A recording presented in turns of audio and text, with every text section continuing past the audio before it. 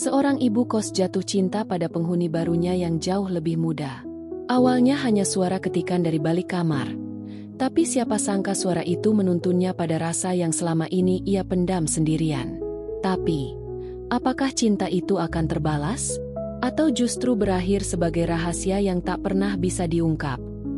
Kisah haru, tak biasa, dan penuh perasaan, tentang cinta yang datang terlambat, namun begitu nyata. Kalau kamu pernah merasakan cinta yang tak terduga, cinta yang datang di usia yang tak biasa, kamu gak sendiri. Di channel ini, kami menghadirkan kisah-kisah menggetarkan hati yang mungkin seperti hidupmu sendiri. Jangan lupa klik subscribe, aktifkan loncengnya, dan bagikan cerita ini ke orang-orang yang kamu sayangi. Karena setiap hati punya kisahnya masing-masing, dan siapa tahu, kisahmu dimulai dari sini. Bu Yanti sudah puluhan tahun mengelola rumah kos kecil di pinggiran kota. Rumah itu tak mewah, tapi bersih, rapi, dan nyaman. Terdiri dari 8 kamar yang hampir selalu penuh, dihuni oleh mahasiswa dan pekerja muda dari berbagai daerah. Bu Yanti bukan hanya seorang pemilik kos, tapi juga seperti ibu kedua bagi banyak penghuninya. Ia tahu siapa yang hobi masak tengah malam, siapa yang suka pulang larut, bahkan siapa yang sering menunda bayar listrik. Ia teliti, perhatian, dan punya kebiasaan mencatat segala sesuatu di buku agendanya yang sudah lusuh.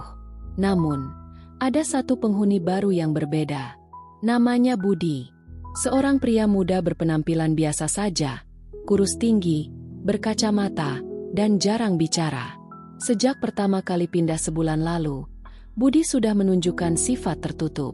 Ia lebih sering mengurung diri di kamar, jarang terlihat berinteraksi dengan penghuni lain. Tak pernah ikut menonton TV di ruang tengah, apalagi nongkrong di teras seperti yang lain. Ia hanya keluar saat ke kamar mandi atau membeli makan. Hal yang paling membuat Bu Yanti penasaran adalah suara dari dalam kamar Budi setiap malam. Ketukan cepat, ritmis, seperti jari-jari menari di atas meja. Awalnya Bu Yanti mengira itu suara orang mengetik. Tapi lama-lama ia sadar, suara itu terlalu cepat, terlalu konsisten, dan terlalu sering. Hampir tiap malam, di atas jam 10, suara itu muncul. Rasa penasaran mulai mengusik ketenangan Bu Yanti. Sebagai ibu kos yang terbiasa tahu kebiasaan setiap penghuni, ia tak suka jika ada sesuatu yang terasa ganjil. Suatu malam, ia pura-pura menyapu lorong depan kamar Budi, lalu mendekatkan telinganya ke pintu. Tak, klak, klak, klak. Suara itu jelas. Dan kali ini, ia juga mendengar Budi bergumam pelan. Hah, hampir aja. Bu Yanti mengernyit. Ngomong sama siapa anak ini? Gumamnya. Matanya menatap ke arah pintu kamar yang tertutup rapat, seolah menyimpan sesuatu yang tak bisa dilihat oleh siapapun. Bukan rasa takut, tapi ada keingintahuan mendalam. Rasa penasaran yang mulai tumbuh jadi obsesi kecil dalam hati Bu Yanti. Budi bukan penghuni biasa. Itu sudah pasti. Pagi itu, mata Bu Yanti terlihat sedikit sembab. Ia tak banyak tidur semalam. Suara dari kamar Budi kembali terdengar hingga lewat tengah malam. Bukan hanya ketukan aneh, tapi juga gumaman yang tak jelas artinya. Ia mulai merasa perlu mencari tahu lebih jauh.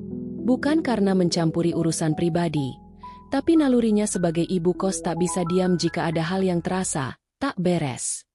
Saat Budi keluar sebentar untuk membeli makan, Bu Yanti buru-buru menyusuri lorong menuju kamar sebelahnya.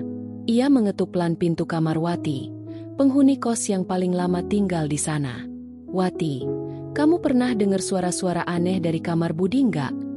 Tanya Bu Yanti sambil menyeduh teh. Wati mengangguk pelan. Iya Bu, sering.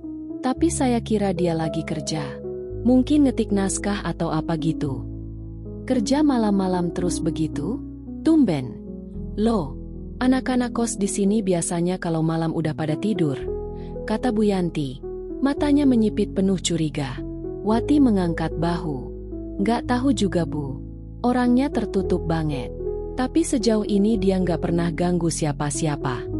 Percakapan itu tidak memuaskan rasa ingin tahu Bu Yanti. Justru sebaliknya, ia semakin yakin ada yang disembunyikan pemuda itu. Malam berikutnya, ia kembali berdiri di depan kamar Budi. Kali ini ia mencoba lebih nekat, mengintip dari celah ventilasi atas pintu. Tapi sia-sia. Tirai ditutup rapat, lampu remang, dan tidak ada celah sedikit pun untuk melihat ke dalam. Anak ini, kenapa sih misterius banget? Gumamnya kecewa. Ia kembali ke kamarnya sendiri, tapi pikirannya tidak bisa tenang. Mungkinkah Budi menyembunyikan sesuatu? Pikiran liar mulai memenuhi benaknya. Jangan-jangan Budi hacker? Atau pelaku kejahatan siber seperti yang ia lihat di berita televisi? Dalam benaknya, Budi bukan lagi sekadar anak kos yang pendiam. Ia kini menjadi teka-teki yang menggantung di udara rumah kos itu. Sosok yang tak bisa ditebak, tapi selalu memancing rasa ingin tahu. Dan bagi Bu Yanti, itu bukan sekadar keingintahuan biasa. Ada sesuatu yang lebih dalam dari itu, meski ia sendiri belum sepenuhnya menyadarinya. Suatu sore, ketika Bu Yanti sedang menyapu halaman depan, ia mendengar suara pintu kamar terbuka pelan. Dari sudut matanya, ia melihat Budi keluar, mengenakan jaket tipis dan celana panjang. Wajahnya tampak letih tapi tetap tenang. Ia berjalan menuju pagar untuk membeli makan seperti biasanya. Tidak ada yang istimewa, namun untuk alasan yang tak ia mengerti, Bu Yanti memperhatikan setiap gerak Budi. Cara ia melangkah, menyesap kopi dari botol kecil yang dibawanya, bahkan caranya menyapa pelan saat melewati ibu kosnya. "Pagi, Bu," ucap Budi singkat. "Pagi, As. Beli makan lagi?" Jawab Bu Yanti sambil tersenyum kecil. "Cuma mie instan, Bu. Males masak," katanya sambil tertawa pelan. Saat Budi menghilang di tikungan gang, Bu Yanti mendapati dirinya masih menatap kosong ke arah jalan. Ada sesuatu yang terasa hangat dan sekaligus membingungkan. Sejak kapan ia begitu memperhatikan anak ini? Dulu, ia selalu memerhatikan penghuni karena tanggung jawab. Sekarang, entahlah. Sejak tahu bahwa suara aneh dari kamar Budi hanyalah hasil dari kegemarannya bermain game, bukan aktivitas kriminal seperti yang sempat ia pikirkan, perasaan lega muncul. Tapi bersamaan dengan itu, lahir rasa yang lain. Setiap kali mendengar suara, tak, dari dalam kamar Budi, ia tidak lagi merasa curiga. Justru merasa tenang. Seolah suara itu adalah penanda bahwa Budi baik-baik saja. Ada. Perasaan itu tumbuh diam-diam. Perlahan, tapi nyata. Ia mulai menyadari kebiasaannya berubah. Ia sengaja memasak lebih banyak dari biasanya, dan berharap Budi lewat saat makanan masih hangat. Ia mulai duduk lebih lama di teras dengan alasan membaca majalah. Tapi yang sebenarnya ia lakukan adalah menunggu Budi keluar kamar. Bahkan ia merasa kecewa saat pemuda itu tak tampak seharian. Apa ini cuma perhatian biasa? Atau aku mulai menyukainya? Gumam Bu Yanti pelan saat duduk sendirian di ruang tengah malam itu. Ia menatap cangkir tehnya yang sudah dingin. Matanya menerawang, pikirannya penuh. Bertahun-tahun menjadi ibu kos, tak pernah sekalipun ia terlibat secara emosional dengan penghuninya. Tapi kali ini berbeda. Ada yang mengusik hatinya. Dan itu datang dari suara ketukan lembut dari balik kamar nomor 5. Hari-hari berjalan pelan di rumah kos kecil itu. Namun bagi Bu Yanti, waktu seakan berjalan dengan irama baru. Bukan karena rutinitas yang berubah, tapi karena perasaannya yang mulai tak bisa dikendalikan. Ia masih berusaha bersikap biasa, tetap menyapu halaman, menyiram tanaman, menyapa penghuni dengan ramah. Tapi saat Budi lewat, detak jantungnya memukul lebih cepat. Tatapan mata Budi yang sopan, senyumnya yang malu-malu, bahkan ucapannya yang singkat mampu membuat hatinya hangat. Apa ini cinta? Pikirnya suatu malam saat duduk sendirian di ruang tengah. Televisi menyala tanpa benar-benar ditonton. Ia mencoba menyangkal. Enggak mungkin. Aku ini seperti ibunya. Tapi semakin ia menghindar, semakin jelas perasaannya sendiri. Ia mulai menyadari bahwa bukan sekadar rasa penasaran atau perhatian. Ini lebih dalam, lebih personal. Ia menyukai Budi. Namun, kenyataan usia di antara mereka seperti tembok tak kasat mata yang tinggi menjulang. Ia wanita parubaya, sementara Budi mungkin seumuran dengan anaknya jika ia memiliki anak. Perbedaan itu terlalu mencolok. Tapi, kenapa perasaannya begitu kuat? Ia tak pernah merasakan degup ini lagi sejak bertahun-tahun. Bahkan, ia nyaris lupa bagaimana rasanya menunggu seseorang dengan harap. Puncaknya terjadi ketika pagi itu, saat Budi keluar dari kamar dengan rambut acak-acakan, mata masih setengah tertutup, dan kaos oblong yang terlihat kusut. Ia menyapa pelan sambil meregangkan tubuh, lalu menawarkan bantuan menyapu halaman. Tawaran sederhana itu, bagi Bu Yanti, seperti perhatian yang sangat berarti. Ia hanya menjawab dengan senyum dan gelengan kepala, tapi hatinya sudah bergetar. Malamnya, Bu Yanti duduk termenung di kursi rotan kesayangannya. Lampu lorong menyala redup. Suara ketukan dari kamar Budi kembali terdengar, tapi kali ini ia tak lagi merasa terganggu. Justru, suara itu kini menjadi teman malamnya. Ia menyadari betapa sunyinya rumah kos ini bila Budi pergi. Dan dalam sunyi itu, hatinya mulai berbicara lebih jujur. Perasaan ini tak seharusnya tumbuh, tapi ia tak kuasa menghentikannya. Ia menyayangi Budi, bukan sebagai penghuni kos, bukan sebagai anak, tapi sebagai laki-laki. Dan itu adalah kenyataan yang sulit ia terima, namun tak bisa lagi ia abaikan. Malam itu udara terasa lebih sunyi dari biasanya. Angin hanya berembus pelan, daun-daun bergoyang ringan, dan suara jangkrik mengisi sela-sela keheningan. Di ruang tengah, Bu Yanti duduk dengan tubuh tegang. Di tangannya, sebuah ponsel tua bergetar halus. Ia baru saja mengetik sebuah pesan pendek, tapi jantungnya berdetak seperti genderang perang. "Budi, kalau kamu ada waktu, bisa ke kamar ibu sebentar? Ada yang mau ibu bicarakan." Ia menatap layar ponselnya lama sebelum akhirnya menekan tombol kirim. Sesaat setelah itu, ia berdiri dan berjalan mondar-mandir di kamarnya. Apa yang ia lakukan ini? Gila? Tidak tahu malu? Tapi jika ia terus memendamnya, ia takut hatinya meledak. Tak sampai 5 menit, terdengar ketukan lembut di pintu. Tok, tok, tok. Tangannya sedikit gemetar saat membuka pintu. Di hadapannya berdiri Budi, mengenakan kaos oblong dan celana pendek. Rambutnya sedikit berantakan, wajahnya polos, tanpa curiga. "Ibu, ada apa ya?" tanyanya sopan, melihat raut wajah Bu Yanti yang serius. Bu Yanti mempersilakan Budi duduk. Ia sendiri tetap berdiri, mengumpulkan nyali yang sejak tadi bersembunyi. Suasana hening selama beberapa detik. Lalu perlahan, dengan suara pelan namun berat, ia mulai berbicara. Ibu mau jujur sesuatu." Budi mengangguk, matanya memperhatikan gerak-gerik Bu Yanti. "Ibu menyukai kamu." Hening. Waktu seperti berhenti. Budi membeku, matanya membesar seketika. Tak ada suara, tak ada gerakan, hanya tatapan yang saling bertemu di tengah keheningan itu. Bu Yanti menunduk, suaranya bergetar. "Ibu tahu ini aneh. Kamu pasti anggap ibu seperti orang tua sendiri. Ibu jauh lebih tua, dan mungkin kamu akan merasa tidak nyaman. Tapi ibu nggak bisa pura-pura lagi. Perasaan ini terlalu nyata." Budi menelan ludah, terlihat bingung. "Bu, saya nggak tahu harus bilang apa." Bu Yanti mengangguk pelan, seolah sudah tahu jawabannya. Ia tersenyum pahit, air matanya nyaris tumpah.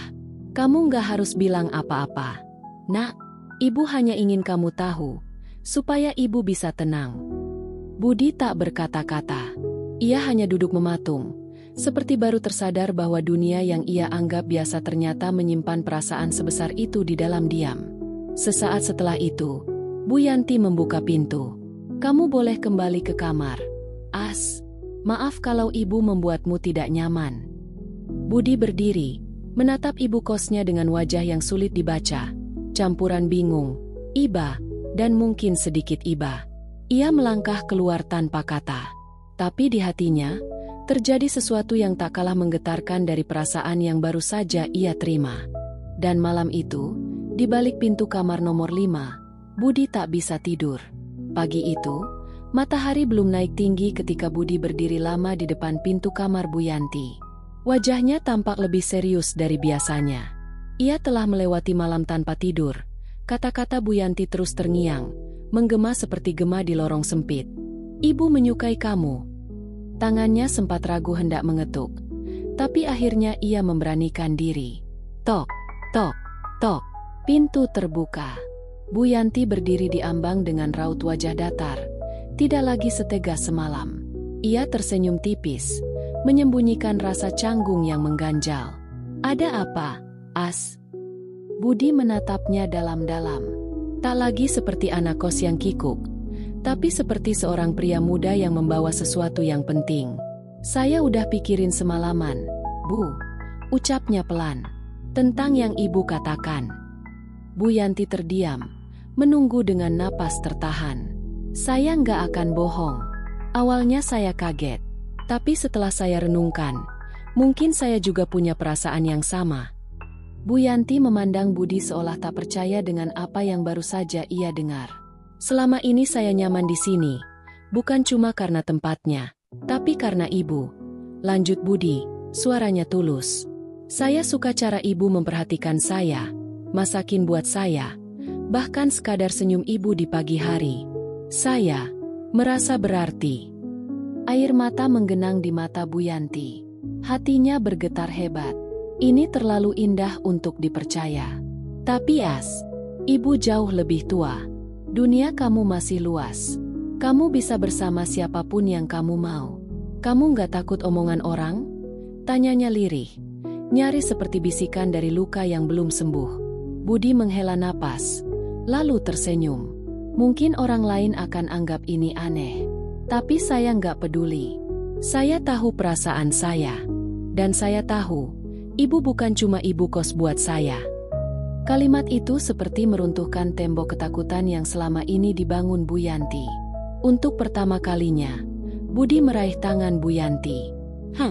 Lembut, gemetar. Ibu nggak sendirian. Saya di sini. Dan pada saat itu, Bu Yanti tahu, tak peduli seberapa besar perbedaan usia, cinta tetaplah cinta. Ia datang tak terduga, pada waktu yang tak biasa, lewat orang yang tak terduga pula. Tapi ketika ia nyata, ia tak bisa disangkal.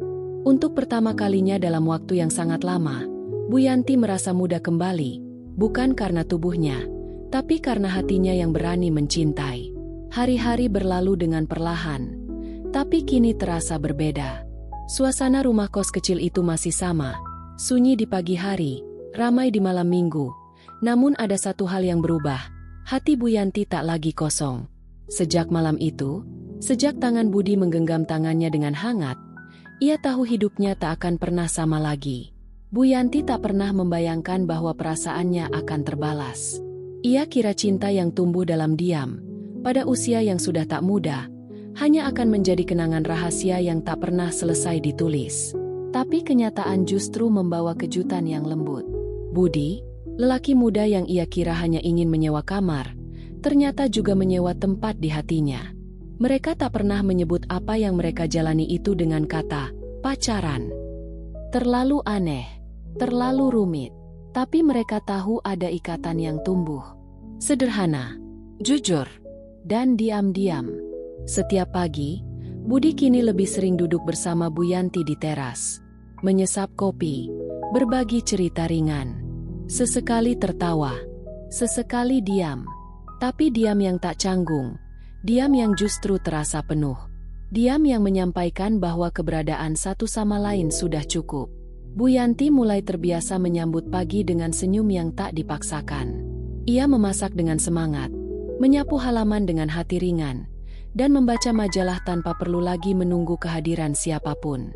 Karena ia tahu, Budi akan selalu datang. Bukan karena kewajiban sebagai penyewa kamar, tapi karena hatinya telah memilih untuk tinggal. Tentu, mereka tak luput dari bisik-bisik. Sesekali tetangga menatap heran, tapi Bu Yanti tak lagi peduli.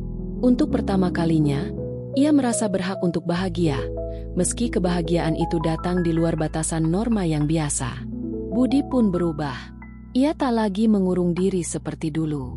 Ia mulai membantu mengurus kos, menyapa penghuni lain, dan bahkan memperbaiki keran bocor atau lampu yang mati. Semua ia lakukan dengan tenang, seolah rumah itu bukan sekadar tempat singgah, tapi tempat pulang. Dan bagi Bu Yanti, Itu lebih dari cukup.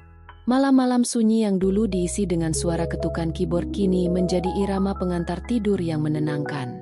Ia duduk di ruang tengah, tersenyum kecil setiap kali mendengarnya. Ia tak tahu kemana hubungan ini akan berlabuh. Tak ada janji-janji manis, tak ada rencana masa depan yang muluk. Tapi ia tahu, untuk pertama kalinya dalam hidup, hatinya tidak sendiri. Karena dalam sunyi kamar nomor 5, cinta yang tak biasa itu tumbuh.